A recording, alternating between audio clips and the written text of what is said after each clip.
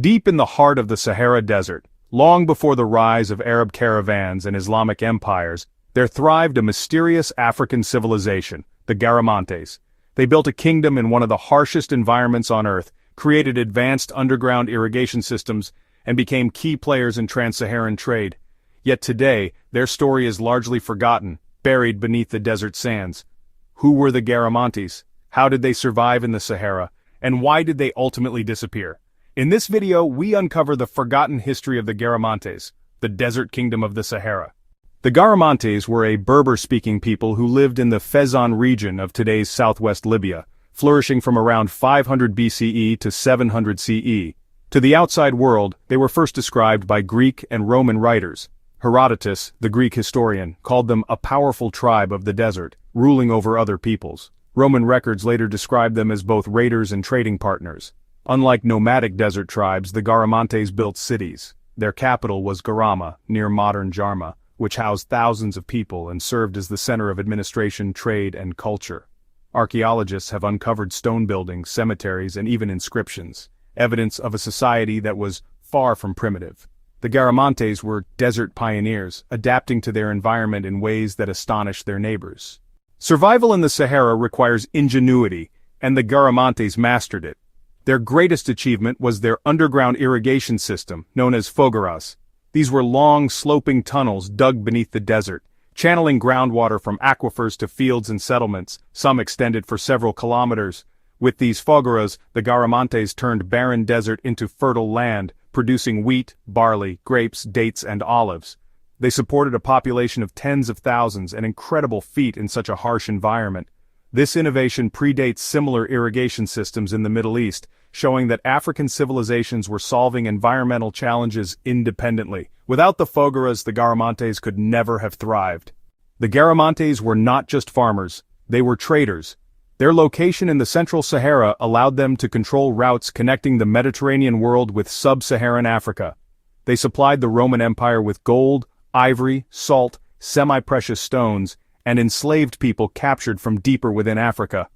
In return, they received Roman goods such as wine, olive oil, glassware, and luxury items. Archaeologists have found Roman amphorae and fine ceramics in Garamantes sites, proof of this exchange. The Garamantes were middlemen in one of the earliest long-distance trade networks across Africa. They bridged worlds, the Mediterranean north and the sub-Saharan south, centuries before Arab and Islamic traders dominated the desert routes. Life in the Garamantes kingdom was unique. They lived in fortified villages and towns with organized burial sites and clear social hierarchies. Their art shows chariots, horses, and camels, symbols of mobility and power. Unlike nomadic desert raiders, they were city builders. They practiced agriculture, but they also used their position to dominate smaller groups and extract resources. Roman writers sometimes called them warlike, yet archaeological evidence shows they were also innovative, adaptive, and cosmopolitan. This balance of warfare, trade, and innovation made them one of the most advanced desert civilizations of their time. But what happened to this desert kingdom? Why did the Garamantes vanish? The answer lies in climate and overuse of resources. Around the 5th century CE, the Sahara became increasingly dry. The fogaras, though brilliant, relied on fossil water, ancient groundwater reserves that were not replenished. As the population grew and demand for water increased, the underground reservoirs began to run out. Without water, agriculture declined. Without agriculture, their cities weakened. At the same time, new powers rose around them, Byzantines in the north, Islamic forces to the east, and stronger desert tribes in the south. By around the 7th century, the Garamantes had collapsed. Their once thriving towns were abandoned to the sands. Though forgotten for centuries, the Garamantes are now being rediscovered.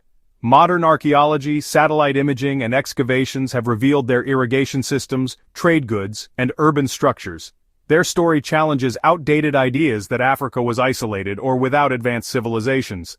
The Garamantes remind us that even in the harshest environments, human creativity can flourish. They were innovators, traders, and survivors who shaped African and Mediterranean history long before the Arab caravans crossed the Sahara. Their rise and fall also warn us about the dangers of resource depletion and climate change, a lesson that feels more relevant today than ever. The Garamantes may have been swallowed by the sands of the Sahara, but their legacy still whispers across the desert winds. They were a people ahead of their time, builders of underground aqueducts, masters of trade, and a kingdom of resilience. Their story deserves to be remembered as part of Africa's great civilizations.